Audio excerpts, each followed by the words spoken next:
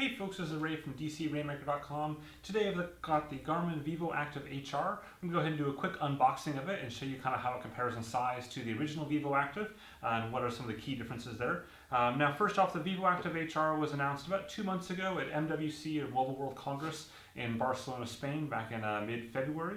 And the key difference between this and the previous Vivoactive unit that came out about a year ago at CES 2015 is the optical heart rate sensor in it. Before we get to all those details, let's go ahead and unbox it. So if we go ahead and open this box up, take it apart like this, just simply clamshells open. We've got this piece here, empty, not much to it. And then this piece here, we go ahead and take this up.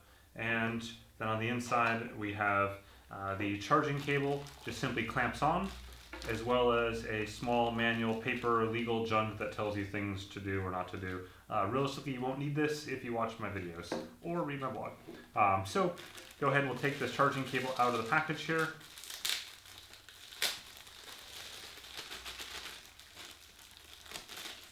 Put this back in there, and we'll take the manual out just for the sake of it.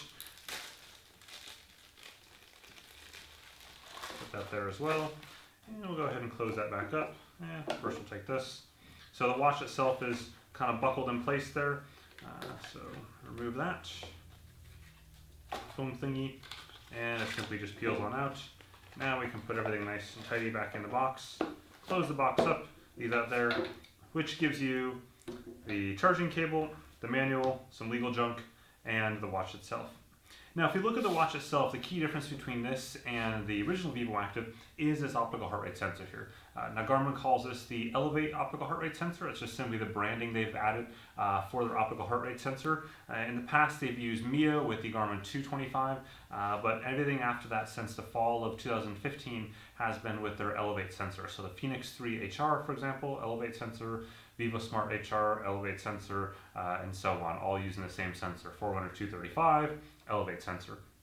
Now, while it's technically the same hardware, they have made software improvements over time. They continue to tweak it. Even last week, there was updates to the 235 and Vivo Smart HR.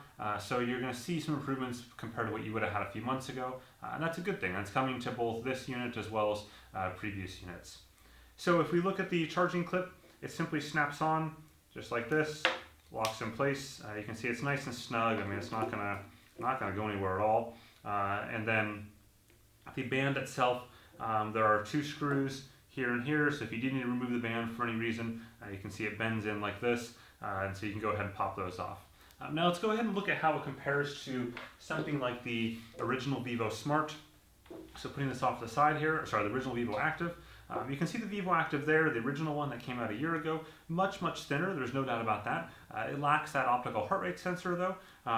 The screen size actually, so it's kind of interesting, Garmin used the exact same screen from the original Vivoactive as the new Vivoactive HR. The difference though is that they've turned it on its side.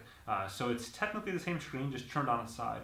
In addition, it'll look crisper and clearer because they've made some small contrast changes, but they also changed the touch screen that sits atop it, which can impact the clarity of the screen below it. So in this case, it'll feel and look like the new Vivoactive HR has a sharper or crisper screen.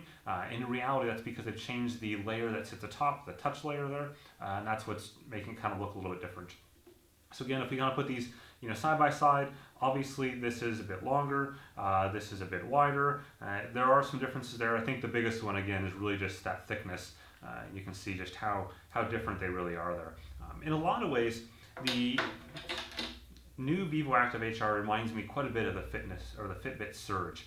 Now you can see the Surge is a bit thicker, both kind of left and right, as well as it's also a bit thicker, in some ways in depth.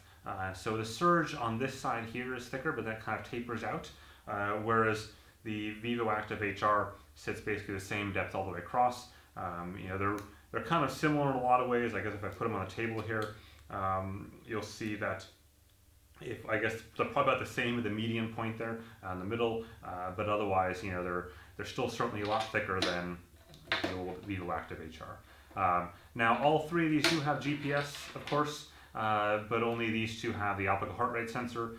Both of these will do optical heart rate 24/7, so they're keeping track of that heart rate throughout the day at various intervals. And then of course when you go out into sport mode, they both go into a 1-second recording mode during sport, which is something that's notable about this watch compared to the Vivoactive, the original one, is that this now is using 1-second recording mode in sport for everything. As opposed to the past, Garmin on a lot of their kind of lower end or cheaper, basically anything under $300, would do a smart recording mode, which was fine, but it basically lost some of the resolution of the data. So with that, that's a quick unboxing of the Vivoactive HR. Go ahead and hit the link down the bottom there for more information on the Vivoactive HR, as well as the link up above there if you want to see one of my videos, my first run with it, and kind of my initial hands-on impressions after running with it once. Now I've got the final production unit here, so expect a full in-depth review in a couple weeks. So keep an eye on both the channel as well as the blog, dcrainmaker.com. Thanks for watching.